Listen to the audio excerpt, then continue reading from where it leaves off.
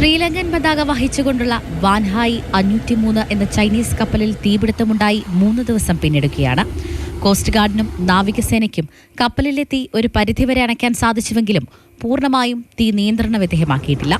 കപ്പലിലെ കണ്ടെയ്നർ കേരള തീരത്ത് അടിയുമോ എന്ന ആശങ്ക നിലനിന്നിരുന്നു. ശ്രീലങ്ക, തമിഴ്നാട് തുടങ്ങിയ തീരത്താണ് കണ്ടെയ്നർ അടിയുക എന്നതാണ് വിദഗ്ധരുടെ വിലയിരുത്തലെങ്കിലും മഴ പ്രതിസന്ധി സൃഷ്ടിക്കുമോ എന്നതായിരുന്നു ആശങ്ക. എന്നാൽ കേരള തീരത്ത് നിന്ന് കപ്പൽ കൂടുതൽ ദൂരത്തേക്ക് മാറ്റാനുള്ള ശ്രമത്തിലാണ് പോർബന്തറിലെ മറൈൻ എമർജൻസി സംഘവും കോസ്റ്റ് ഗാർഡും. MERC സംഘം കോസ്റ്റ് ഗാർഡിന്റെ ഹെലികോപ്റ്റർ ഉപയോഗിച്ച് കത്തുന്ന കപ്പലിന്റെ മുൻവശത്തിറങ്ങി കപ്പലിന്റെ കുളത്തിൽ ഒരു വടം കെട്ടി വാട്ടർ ലില്ലി എന്ന ടഗ് ബോട്ടുമായി ബന്ധിപ്പിച്ചു. ടഗ് ബോട്ട് കപ്പലിനെ ദീർഘദൂരം വലിച്ചുകൊണ്ടുപോകാനുള്ള ശ്രമമാണ് നടക്കുന്നത്. കപ്പൽ ദീർഘദൂരം പിന്നിടുമ്പോൾ കേരള തീരത്ത് കണ്ടെയ്നർ അടിവാനുള്ള സാധ്യത കുറയുമെന്നാണ് വിദഗ്ധരുടെ വിലയിരുത്തൽ. അതിൽ നിന്നുള്ള ഡെബ്രി അടുത്ത 3 മുതൽ 4 ദിവസത്തേക്ക് കേരള തീരത്തെത്താനുള്ള സാധ്യത കുറവാണ് എന്നാണ്. കാലാവസ്ഥ പ്രതിസന്ധി സൃഷ്ടിച്ചതിനാൽ ഉച്ചവരെ കോസ്റ്റ് ഗാർഡിന്റെ ഡോണിയറിന് ദൌത്യത്തിൽ പങ്കാളിയാകാൻ സാധിച്ചിരുന്നില്ല. എന്നാൽ ഉച്ചയ്ക്ക് ശേഷം ഡോണിയറും ദൌത്യത്തിൽ പങ്കാളിയായെന്ന് കോസ്റ്റ് ഗാർഡ് വ്യക്തമാക്കിയിരുന്നു.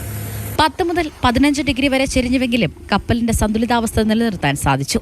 അതേസമയം ഡ്രൈ കെമിക്കലും ഫോഗും ഉപയോഗിച്ചാണ് ഇപ്പോൾ തീ നിയന്ത്രിക്കാനുള്ള ശ്രമങ്ങൾ നടക്കുന്നത്.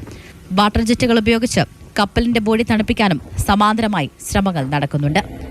മാതൃഭൂമി ന്യൂസ്, കൊച്ചി.